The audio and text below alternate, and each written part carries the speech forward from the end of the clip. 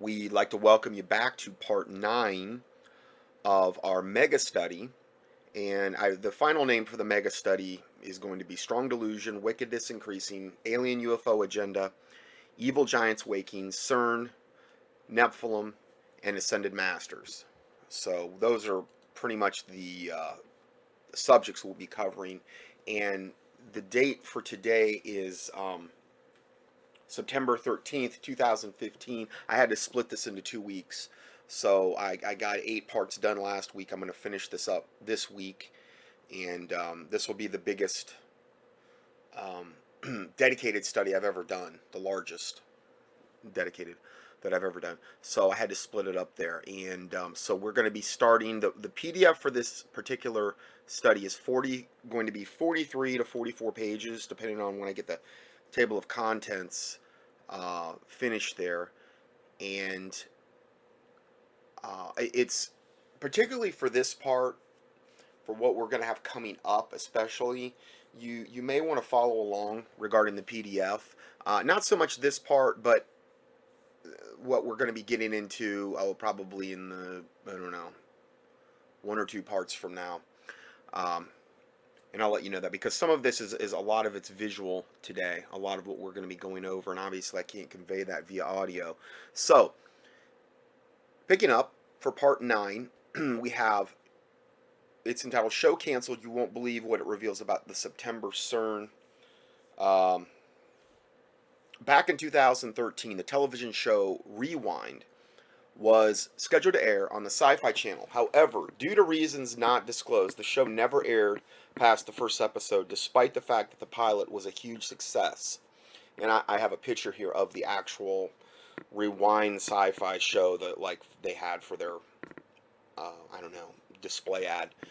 Years later, we have discovered the reason why Sci-Fi pulled the series from this extremely controversial show, and you won't believe some of the things that we've discovered. In the video below, YouTuber C. Irvana delves into the pilot of the movie and uncovers some coincidental details found linking it to the highly discussed month of September. Now, there's so much stuff, like I said, regarding September, regarding the month that we're in, particularly really from now until, I guess you'd say, about September 24th, and even after that. But those seem to be the main days that all of this supposed potential stuff might end up going down. Again, I'm not date setting. There are a lot of factual things that will end up happening, like just certain dates of Day of Atonement and this type of stuff, and this whole thing with the Shemitah and the Pope visiting, the United Nations and stuff like that, and the concerts that are going to happen. Those things are going to happen. That's a fact unless God intervenes. So whether anything cataclysmic, though, is tied to those events, I don't know, and I'm not going to date set and say, all of this prophetic stuff that I've seen a lot of other people saying. Here's the thing, though, with all the prophetic stuff, which usually comes from your charismatic / Hebrew roots circles. What you typically see. That's where you see all the people that are supposedly prophets or prophetesses are in those circles. Hebrew roots, charismatic, Pentecostal. A lot of that is the TV evangelism linked up with TBN and stuff like that. Some of them aren't. Some of them are just do their own thing. You always have to go back to Deuteronomy 18, the test of a prophet. And you have to look also at the fruit of those people. I go up when somebody says, oh, this person said this. And I go up, and it's typically, a lot of them are women that are doing this. I'm not saying God can't speak to a woman, but they're at the head of their own ministries, which most of the time that's what you see, which there's no Bible for that, for them to have this headship ministry where they're at the top of the food chain. They're teaching both men and women, like they're in a pastoral role. Okay, the pastor is to be, the husband of one wife.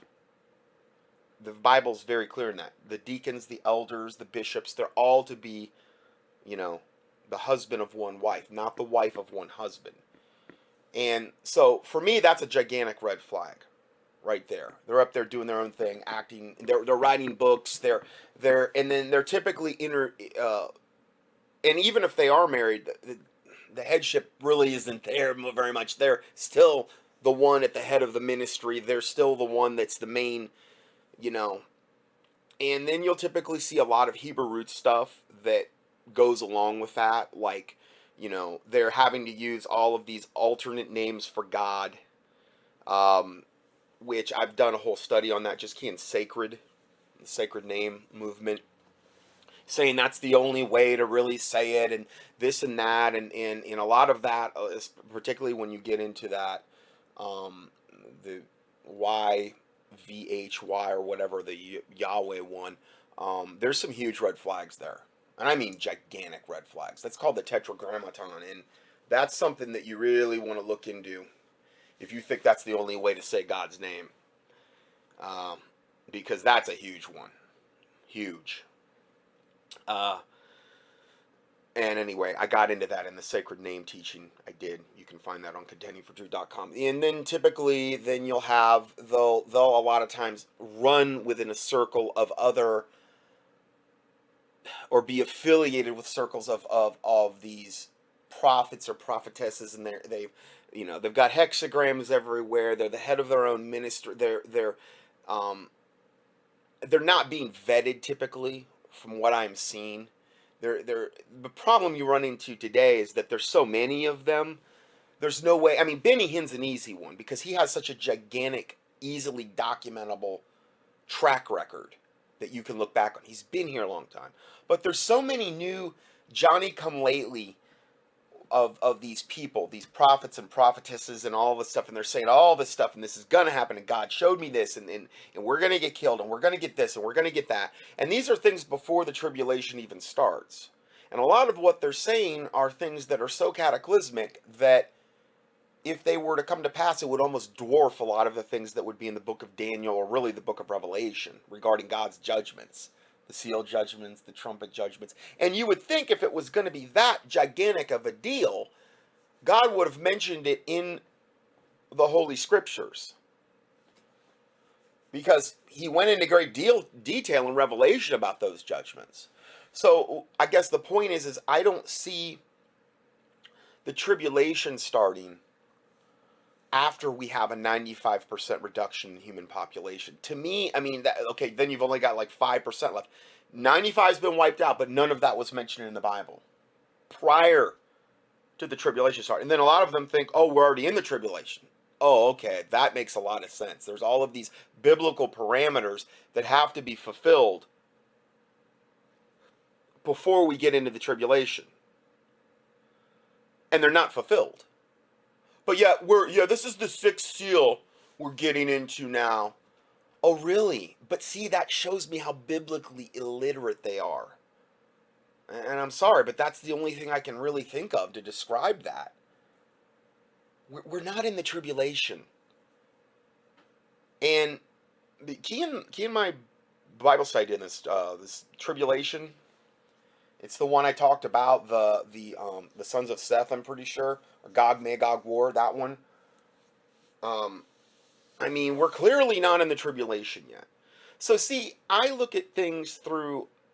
to look at it through this biblical lens of, okay, you're saying all of this stuff, you've got all of these red flags about your ministry, typically from what I'm seeing as of late, most of them are women, at the head of their own ministries, hexagrams everywhere, hugely Pentecostal bent, affiliated with a lot of other, and listen, I came out of that stuff. I came out of heavy-duty, hardcore charismania. So, and Hebrew roots to a certain extent. I mean, I wasn't really that far into that, but a lot of my friends were. I know about this stuff.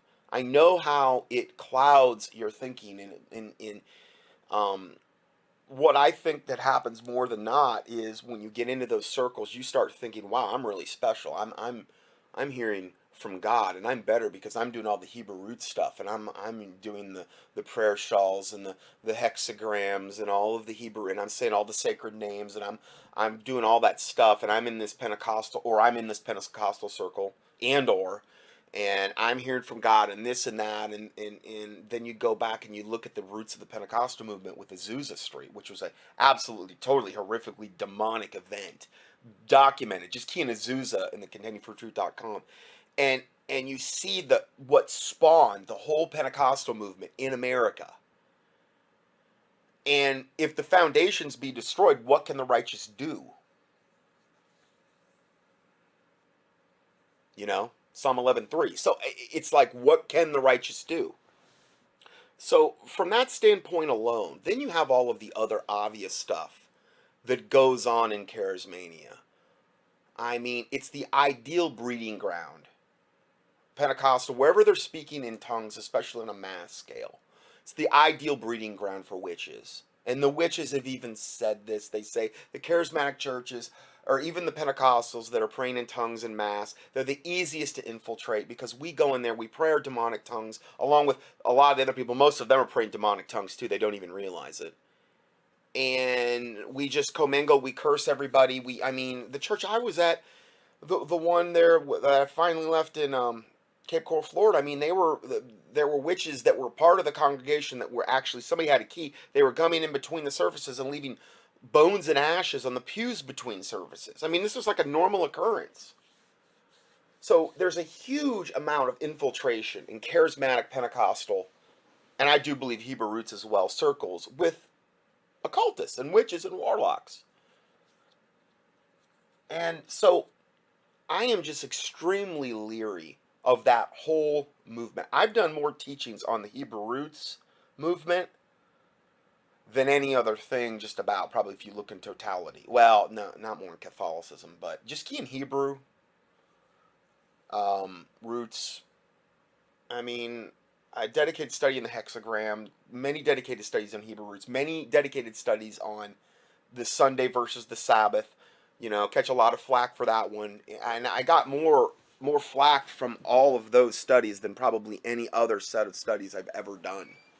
So many people endeavoring to earn their way to heaven through keeping the law and trying to bring everybody else back into the yoke of bondage. And this is what the whole book of Galatians, or at least primarily the first 4 chapters, warns against. You know? If righteousness cometh by the law, then, you know, Christ is dead and in vain, basically. And so those are typically the people you're going to see these prophecies come from. So, you know, forgive me if I'm extremely leery of all of the modern day, and none of them typically go by the King James Bible at all. That's not even considered. That's another gigantic red flag. That's not even something to even consider. They'll have their Hebrew, their Jerusalem Bible, which is totally corrupted, or they're reading whatever. I mean, I know that was the first issue I took to the charismatic pastor that I went to. And, you know, that was an effort in futility. And that was a big reason I came. And that was when I really started getting my eyes open. When I started reading the King James Bible was when a lot of, like, the scales fell off of my eyes. I looked around, I'm like, wow, we're doing so much unbiblical stuff in this charismatic church. We're really doing a ton. You know? And I just started going to the pastor. But the first thing I went to him with was the King James Bible, because I considered that as the foundational. And it's what got my eyes open. And I didn't do it in a mean way. I didn't do it in a rude way. I didn't do it in a, I'm not like that. I'm not going to, like, disrespect people and go to them but in the end, I can remember him shaking my hand at the end, looking me in the eye, saying, "Don't let the devil throw you a curveball." And I looked him right back in the eye and I said, "Oh, I won't." And that was it. We parted ways. And I mean, he got caught up in some big sex scandal. I don't know how many years afterward, but it was my time there was a lot of what I experienced there helped shape my ministry. I saw the ways I was being deceived in that particular movement more than any other, and it helped me a lot with the ministry, and it helps me a lot to this day because I have a pretty good perspective. I've been a lot of different places in the churches: independent, fundamental, King James only, Baptist, independent, fundamental, Baptist, hardcore as you get there, all the way to the hyper charismatic, you know, and into the Hebrew roots and stuff like that. So, I'm not saying any of these modern day prophets can't be correct or whatever. It's just that when I always look at their ministries. I always look at who they're affiliated with. What do I see here in front of me? And if I see all of these gigantic big red flags, how can I, in good conscience, think they're truly hearing from God? What is their prophetic track record? That's something you can hardly ever even find out, typically, unless you've been following them. And so, oh, here's a false prophecy. Here's a false prophecy. Well, Deuteronomy 18, test of a prophet. If you get it wrong, then you're not of God. You got to get it right 100% of the time. And even if you get it right, whatever you're saying cannot lead a person away from God or the Word of God. You go back a few chapters before Deuteronomy 18, it gets into that. And to me, those ministries are bringing people into the yoke of bondage, like the Bible talks about. It turns into this works-based, pride-filled, got to jump through 80,000 hoops, but boy, are you special. Well, that's pride. Pride blinds you. It's the perfect breeding ground to get people into delusion. So, anyway, there's just more. The reason I said all that is there's more stuff regarding the next, and I'm going to try to get this up hopefully by tomorrow. By the time you hear this, or if you do hear this, because this is going to be the 9th part,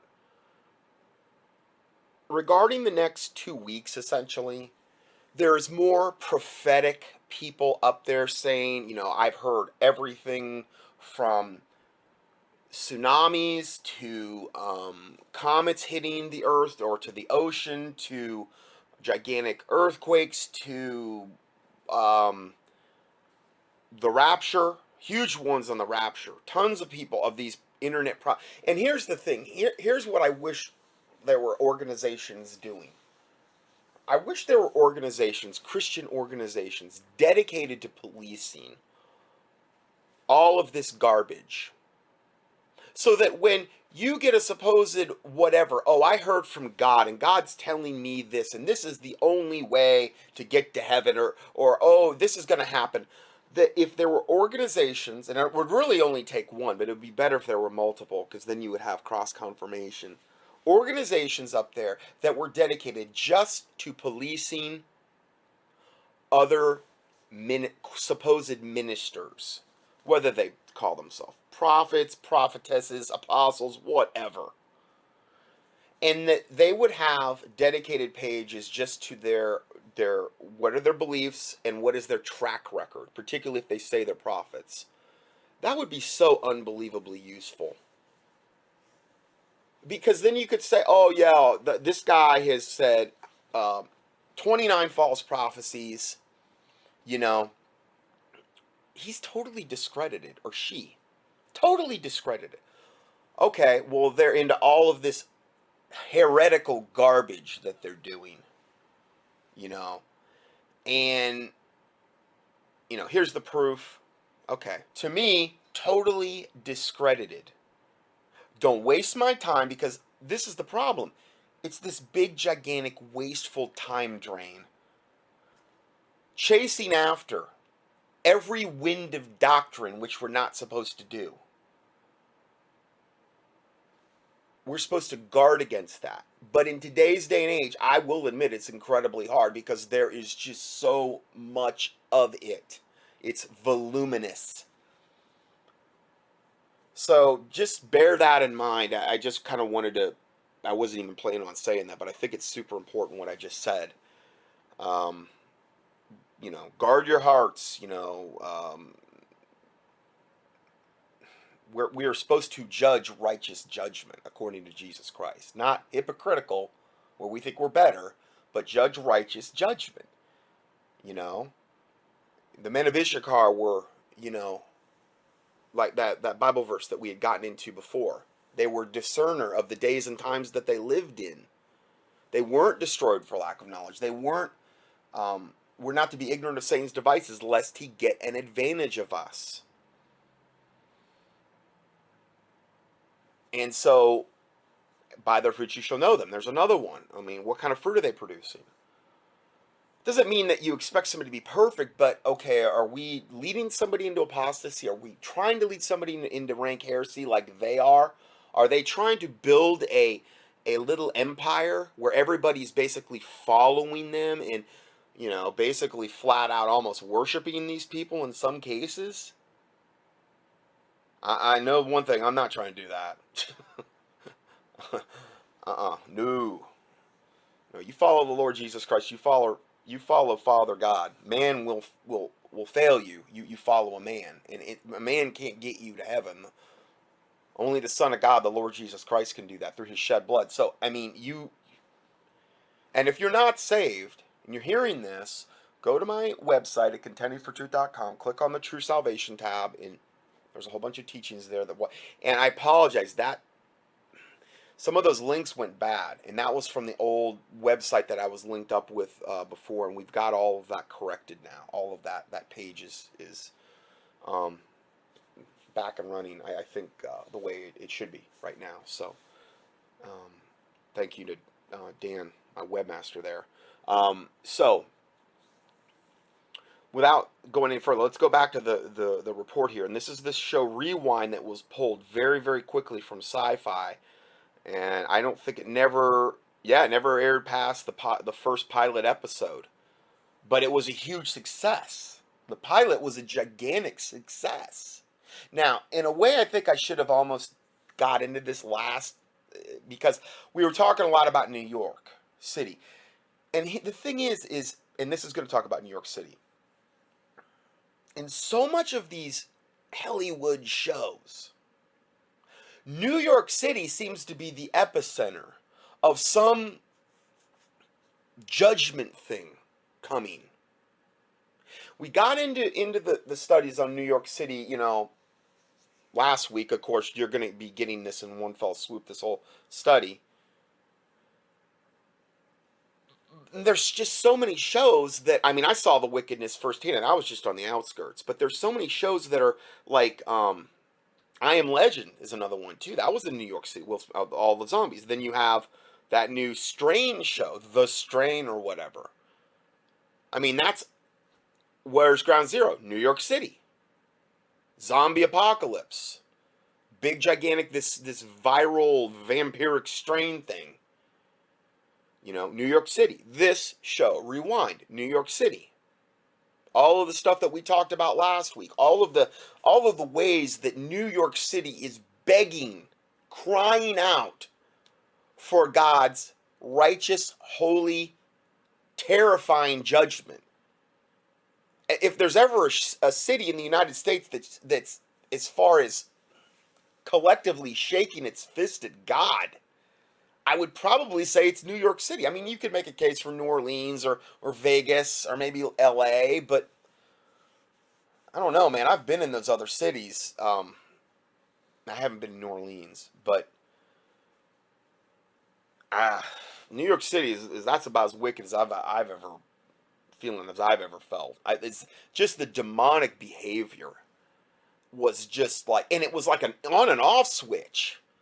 You got like all of a sudden when I realized we were gonna have to like go through this thing, that was when it hit me, and it was almost like, wow, I've never seen such evil, unbelievable, demonically possessed people on the road. Now this is living.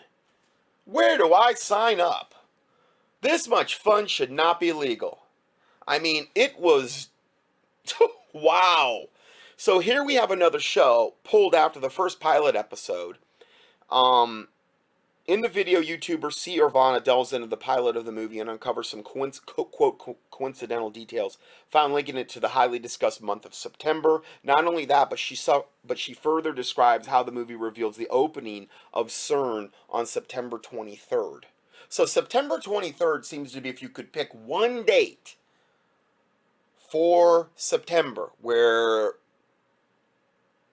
the majority of people have said something is going to happen.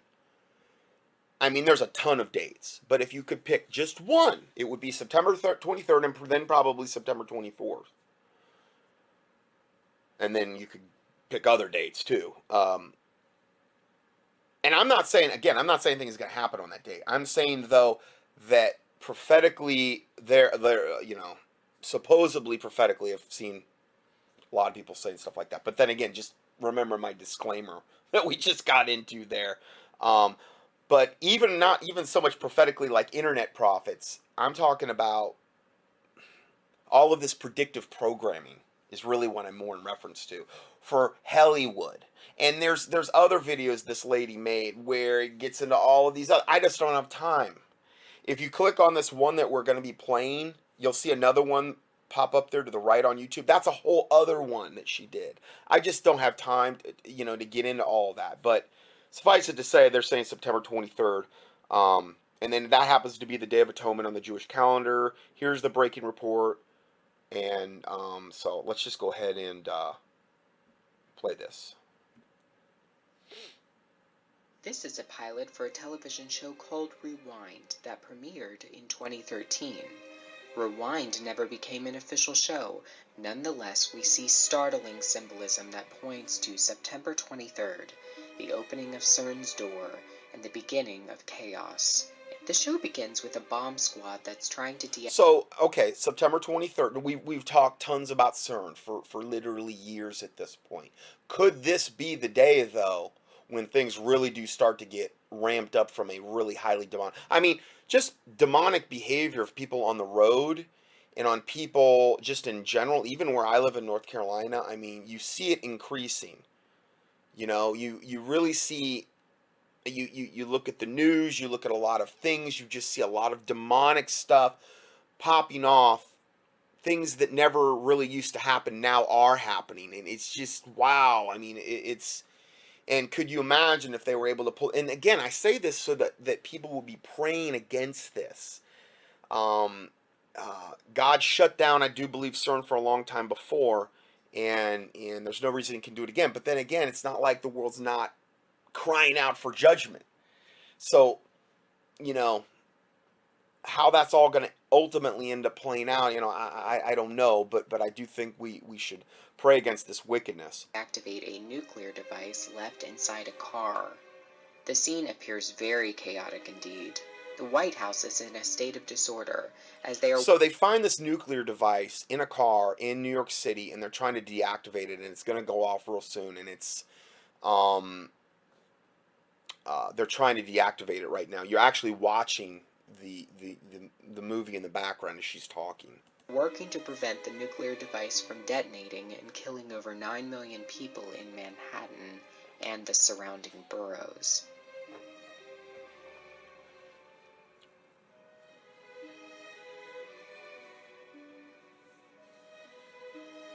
It's showing the movie in the background. There is a nuclear threat in Manhattan, Jess, and it's real. How long? You only have a few minutes. It's really weird, too, because that Strange show, which I don't advise you watch, but I'm just saying, that new one on FX, which is like one of the main ones now as far as popularity goes, that's in Manhattan. The epicenter, I believe, where that starts is Manhattan. Here's another one, Manhattan. So I'm just saying, I don't know. I'm just saying it seems to be a lot of it in New York City, and typically we're seeing the start of these things kick off in Manhattan.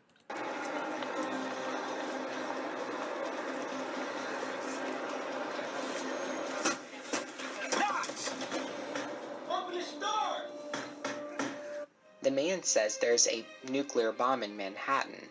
The woman asks, how long? And the man responds, there's only a few minutes left. Immediately after this, we see 3 men trying to break through the door in order to question the man who is guilty of building the bomb. Knox! Open this door! Open the door! In your journals, you talk about a life-creating act of destruction. Every act of creation is first an act of destruction. That's Picasso, actually. I can't claim credit. The CIA agent who is in the room looks up at the clock, which says 2 minutes 39 seconds until the bomb detonates. And the man yells simultaneously, open this door, for the first time. Okay, so the connotation there is that the clock you're looking at the clock. It says 2:39. They're saying that's symbolic of 9:23. Okay. In other words, 23 and then 9:23, September 23rd. And then he says, open the door. And this is about the bomb. Okay. So open the door, the CERN doorway. Okay. And this is also regarding a bomb in New York City. I'm not saying any of it means anything. Okay. But it is interesting. It is one of the things. And that's why I'm just playing this one clip today, because you could go on and on with this stuff all day long. And I refuse to, I can't chase all this stuff around. I can't chase everything Hollywood's doing and all of these other things. It's just, you could have a whole ministry devoted to that stuff, and I cannot see concentrating on all that. But this one I thought was a very intriguing video clip, and to kind of learn about this type of subject. Open the door! Lock the door! In your journals, you talk about a life-creating act of destruction. Every act of creation is first an act of destruction. The CIA agent leaves through the personal journal of the physicist that's being questioned. You can see the 2 pages that he leaves through appear to depict wormholes or dimensional doorways. Open the door! And he's looking at that at the same time the guy's saying, open this door on 9:23. And so, hey, I don't know. I mean, it is intriguing. I'll give him that much. Lock the door!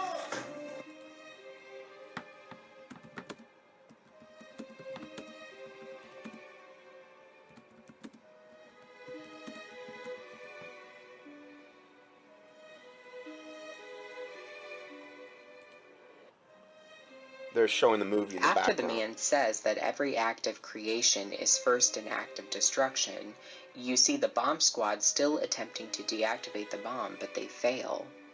The people around New York City who are unaware succumb to the sudden destruction. Note the interesting parallels. We first see the 923 symbolism, the opening of the door. Then we see the sudden destruction hit the resident city of the United Nations, which will celebrate the International Day of Peace on September 21st, 2015.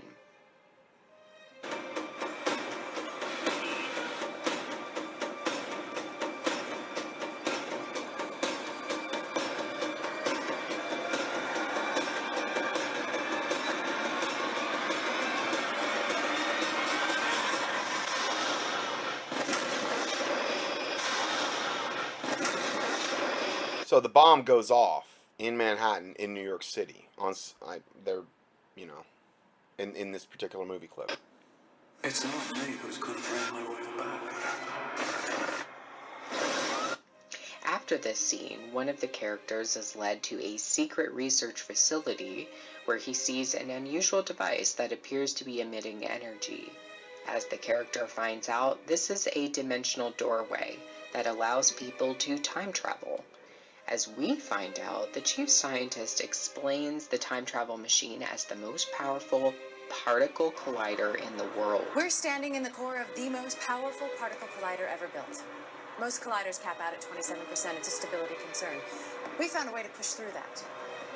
So now you've got this all attached to the most powerful particle collider in the world, which we know to be CERN. So all of this is interlinked to this now, in this particular movie. This year, our system went online at 82% capacity. At which point, this window appeared.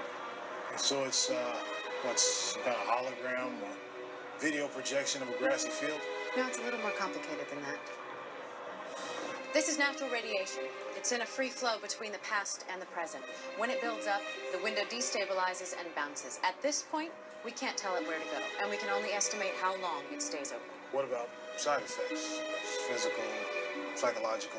We don't know. But maybe you haven't turned on the news lately. We don't have a choice anymore. The loss of New York has thrown the world economies into a freefall, and the military conflict isn't far behind.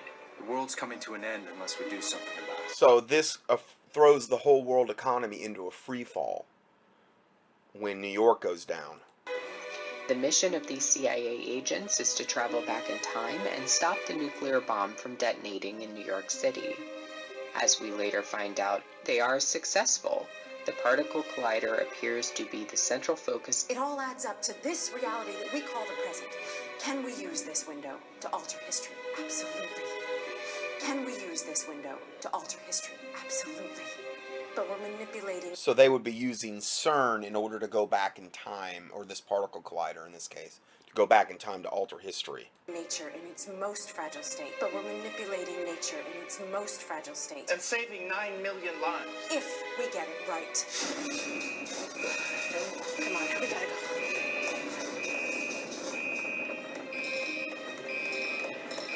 Hey, what's going on? The window's changing. We gotta hurry.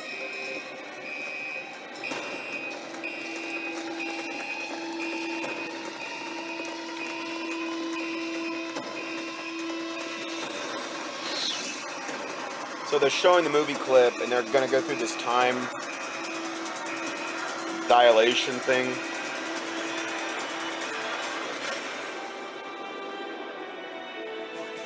And this is why this is a particularly good teaching. Of course, I know it'd be hard to follow along exactly, but I mean, this is a good one. These next parts, a good one to actually be watching these clips that will be playing and to actually be looking at the PDF, because this is a highly visual teaching that we're doing here. Doctor, it appears you've got a new window.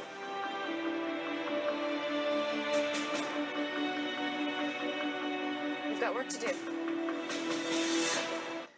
So we see a woman ask, how long does Manhattan have until the bomb blows up? Then we see the 923 symbolism. At the exact same time, a man says, open the door. The CIA agent responsible for questioning the physicist who built the nuclear bomb leaves through the physicist's personal journal and discovers pictures of dimensional doors or wormholes. Then we see a nuclear bomb detonate in Manhattan as people go about their daily business, unaware of the sudden destruction. Then we see a team of researchers using the particle collider that looks suspiciously like CERN's Large Hadron Collider to defy time and space and open a door. And so I ask the question, are we being shown literally exactly the events of September 2015? Beginning with peace and safety, followed by sudden destruction, the opening of a door on September 23, 2015, and CERN breaking through the constraints of time and space. I think the show was pulled for a reason. So she says there she thinks the show was pulled for a reason. And again, why would you pull a show on Sci-Fi that got unbelievable ratings, the pilot did amazing, and then you pull it? Well, is it them saying, okay, we're going to give you a little foreknowledge here, we're going to give you a little bit of a warning here, because that's how we have to do things in our Luciferian Kabbalistic principles, and then we're going to pull, we're not going to give you that much. We're going to give you some foreknowledge, but we're not going to give you that much. I don't know. In your journals, you talk about a life-creating act of destruction. Every act of creation is first an act of destruction. Can we use this window to alter history? Absolutely.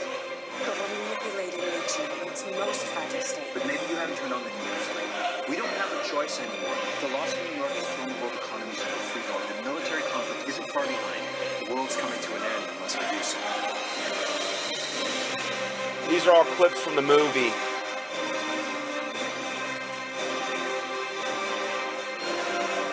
The loss of New York has thrown the world economies into a free fall. The military conflict isn't far behind. The world's coming to an end unless we do so. The loss of New York has thrown the world economies into a free fall. The military conflict isn't far behind. The world's coming to an end unless we do so. So that is a rather intriguing clip there. Then the rest of the thing says, when is CERN scheduled to open the door? The answer, September, sometime in September. When is the United Nations meeting? Answer, September 25th through 27th. That's the one the Pope will be addressing. And on the 26th, they will be hosting an international day for the total elimination of nuclear weapons, supposedly on, I guess, the UN. And then a world peace gathering. They're also going to have that. Is it just one big coincidence, or are we really been given signs about something coming in the month of September. I don't know. Like I said, we will know in the next 2 weeks. That's for sure. I mean, because either all this cataclysmic stuff, or a lot of it, or maybe part of it, will happen, or it won't. I don't know. But on a spiritual level, we could have cataclysmic things happening, and where it's not like you're just seeing that with your eyes, though. It's going to be something where, like, if CERN does what it does, that may. You're not seeing on a spiritual level, obviously, what's actually going on, but you're going to see it manifest, though, in an outward way regarding people's actions, most likely worldwide, when that happens. Then I had a question from a listener, and she said, my concern is that they will fake something. I think it's really regarding this month of September. Perhaps drop something near the Atlantic to cause a third wave. I live in Florida, and again, you look at the show Deep Impact. Well, what's that? Well, a meteor hits near, off the Atlantic coast, more near New York City, okay, in that area, wipes out New York City. And in that show Deep Impact, you have Morgan Freeman as a black president playing that, and that was back in '98, I believe the show was, and he's the one in charge. Now we have Obama, and we see, again, you have New York City wiped out. I'm just saying, I mean, there's just been a lot of telegraphing of punches regarding New York City. And in that one, they mitigate a lot of the damage from, if the first meteor would have hit in its full whatever, the world would have been basically wiped out unless you were like underground. But they mitigate it through, I think, because of the sacrifice of these astronauts. And then what ends up hitting, though, is in the Atlantic Ocean, and it causes this gigantic tsunami. Now, there's been a lot of things regarding that. A lot of prophecies I've seen, a lot of things that are just factual. You look at the whole thing with the Canary Islands. How, if and or when that happens, and I give you a link here. Just you can just do Canary Island tsunami. Okay, key that in YouTube. See, now that's basically, there's been a lot of like History Channels documented that, and a lot of other places have documented the potential for that, because that could create a gigantic tsunami for all the Atlantic. You've got a meteor comet hitting. You've got like the one guy prophesied that it was going to happen and wipe out Puerto Rico and this and that, and then there's other ones that are saying that there's going to be ones that hit off the Atlantic coast and wipe it out, and the tidal wave's going to roll hundreds of miles inland and stuff like that. Okay, and again, when you see these prophets saying this, I always look at who is the prophet, and what are they all about, and what do they believe, and what are they associated with, So then you've got all of these shows like Deep Impact and other shows saying that's going to be the case. So I would rather be wrong, I hope I am wrong, and at least warn you about the potential for this, than never say anything and then have it actually happen, and then people are actually destroyed for lack of knowledge. I would rather, and you take it to the Lord in prayer, take it to the Lord in prayer, pray fast about it, or I mean, really that would be for like if God did want to relocate you from wherever you're at, regardless of what the reason is. If you're unsure about it, pray and fast about it, get into the Word of God. I know I'm not giving you the wrong advice there. And see what the Lord reveals regarding that. So she says that my listener, Julie, she says, perhaps they'll drop something near the Atlantic to cause a wave. I live in Florida. She says, maybe they'll pretend and say it was a piece of an asteroid. Logically thinking, it doesn't make sense that they would want to destroy Florida. It would be useful to them in so many ways. I just have to pray. Yeah, but here's the thing. They've got to depopulate the world by like almost 95%. Okay, remember, that's the first goal of the New World Order. I would think they would want to have that you know, that would be one of the main things. There's too many people here on the planet right now for them to rule and regulate the way that they want to rule and regulate people. There's too many. Okay, so I do believe a certain amount of people from a satanic standpoint would have to be eliminated before they could fully implement the New World Order. I may be wrong, but I would think preferably they would want to do that. So I don't think huge population centers dying are that big of a consideration when all of those people dying would be viewed as sacrifices to Satan. It would do his black heart, you know, merry, like a medicine, you know, like the opposite of the Bible verses. A cheerful heart doeth, you know, cheerful heart or countenance doeth a heart merry like a medicine, that type of thing. Well, she says, I just have to pray. The Lord can always stop their plans, as I hear you say so many times. Here was my response.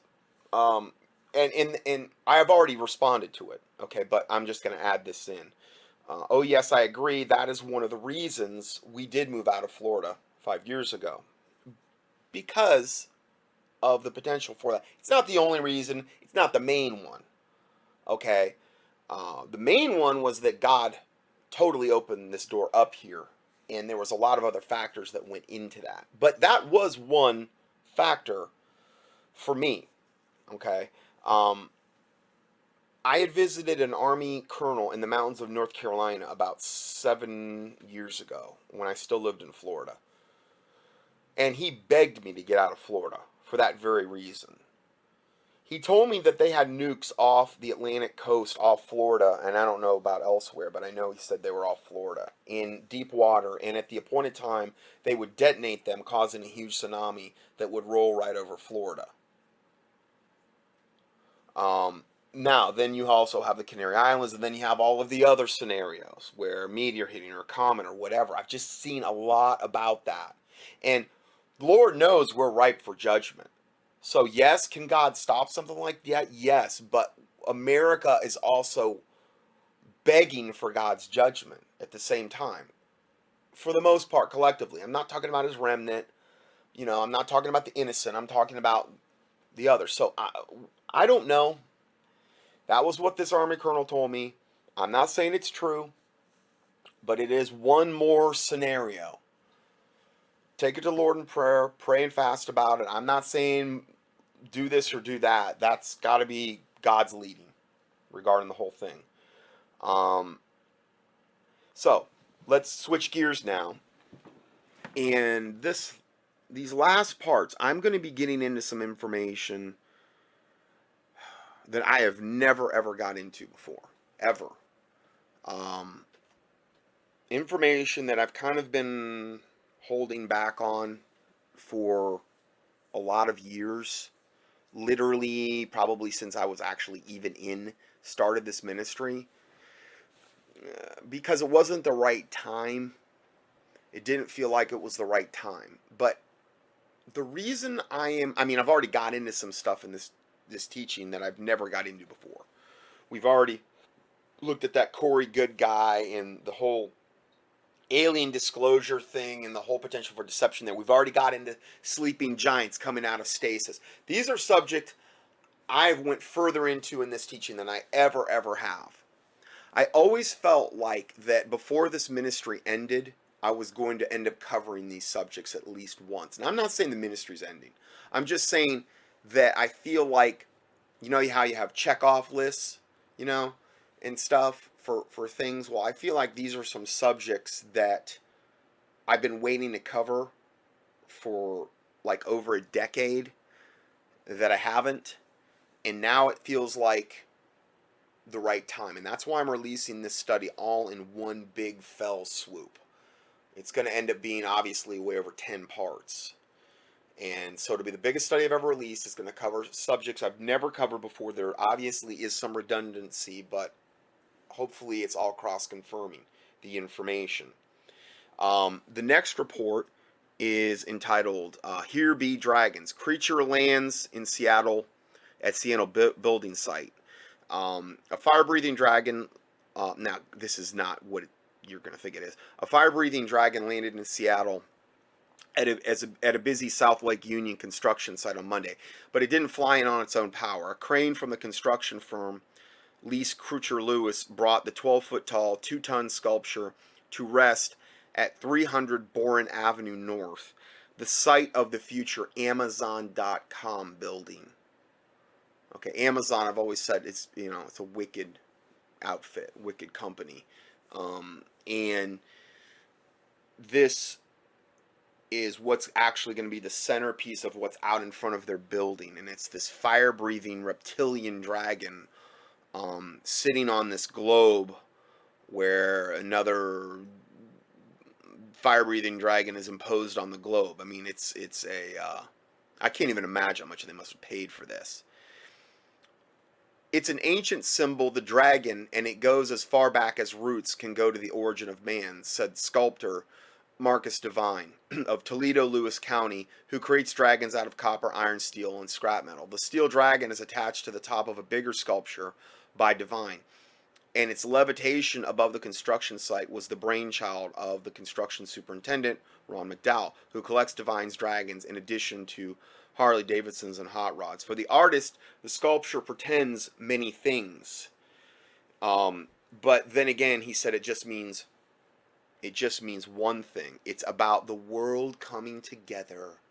What on God's green earth does some devil, fire-breathing, demonic dragon sitting on top of the world, like it's basically dominating the world, have to do with the world coming together? Maybe the New World Order coming together. Maybe Satan's dominion. Of course, God's the one that's in control. But you get what I'm saying. The prince and the power of the air, the whole 9 yards there. So it's about the world coming together, he said of the piece, which he's calling the global presence. Now, these dragon sculptures, if you do research on this regarding the Illuminati, these reptilian and these dragon sculptures are all over the planet in front of some of the most high-powered areas, financial districts like in London, and a lot of this is in England, and these really, really demonic gargoyles and dragons and stuff like that are in front of some of the most high-level Illuminati players in the world. They have these as their symbols. Right out in front, right out on display, and that's what we're going to be kind of talking about in this particular study. And I'm going to have to end part 1 here soon, but that's what we're going to be talking about, and that's why I wanted to kind of kick it off with this. These things are, I mean, why pick this symbol? Why? I mean, the dragon is talked about in the book of Revelation. I mean, the Bible talks about in Psalm 91 verse 13, thou shalt tread upon the lion and the adder, meaning the snake, another reptilian, and the young lion and the dragon shall thou trample under feet. You have Isaiah 27:1. In that day the Lord with his sword and great and strong sword shall punish Leviathan, the piercing serpent, even Leviathan, the crooked serpent, and he shall slay the dragon that is in the sea. I mean, it's over and over. And then you go to the book of Revelation, Revelation 12:3, and there appeared another wonder in heaven, and behold, a great red dragon, having 7 heads and 10 horns, and the 7 crowns upon his head. I mean, this symbolizes the whole coming one world government, one world political system, one world economic system under the dragon, these 10 kingdoms, and it's all symbolized through this. But I do believe it's symbolic, but it's also literal to the sense of what the Bible described here. And there was war in heaven. Michael and his angels fought against the dragon, and the dragon fought against his angels. I mean, the dragon is the main symbol of evil described in the book of Revelation. And then Revelation 12:9, and the dragon was cast out, that old serpent called the devil, Satan. I mean, it's basically Satan, which deceiveth the whole world. He was cast out into the earth, and the angels were cast out with him. And then when the dragon saw that he was cast out of the earth, he persecuted the woman which brought forth the man-child. And the earth helped the woman, and the earth opened her mouth and swallowed up the flood which the dragon cast out of its mouth. I mean, it goes on and on and on. And the dragon was wroth with the woman and went to make war with the remnant of her seed, which keep the commandments of God and have the testimony of Jesus Christ. So, I mean, the dragon is our main adversary, essentially. And Amazon and all of these other incredibly high-level, high-powered Illuminati organizations choose it as their symbol. Okay, the most wicked symbol they could really choose. They go out of their way to choose that. And they were in Revelation 13:4, and they worship the dragon which gave power unto the beast. And they worship the beast, saying, who is like unto the beast, and who is able to make war with him? And I saw 3 unclean spirits like frogs come out of the mouth of the dragon, and out of the mouth of the beast, and out of the mouth of the false prophet. Revelation 20, this is Revelation 22. And he laid hold on the dragon, that old serpent, which is in the devil and Satan, and bound him 1,000 years. So, the dragon is actually representative of the most hardcore wicked aspect of Satan. He is symbolized and is a dragon, essentially. So, you know. And here we have these all out in front of these high-powered areas in the world, these high-powered businesses and financial sectors, and just really, really something to think about there. But he said the dragon is all about the world coming together. No, it's all about the world being torn apart by the dragon is really what it is. This fork-tongued devil who paid probably millions to have this thing installed. He said of the peace, which he is calling global presence. Global presence. Are you kidding me? What, global presence of evil?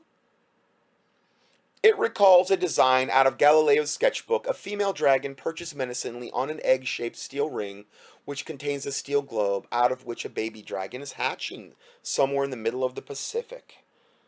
So I guess the globe is symbolic of its egg. And maybe that is the beast rising out of the sea or whatever. I don't know. It's also equipped with copper wires that can be hooked up to a propane tank to breathe fire through its nostrils, which is a nice touch, and can project a multicolored kaleidoscope of various continents from the globe in the dark. It can also turn on its circular platform. The fearsome look of the female, who represents Mother Nature, doesn't have to be a negative sign, said Divine.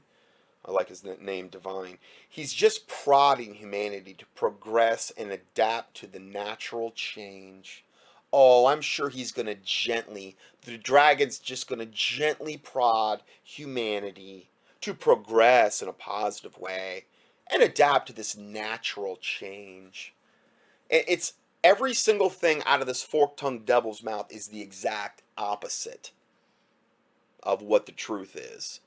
So that's all I have for I'm out of time on part 9 here, and we will go to part 10 next.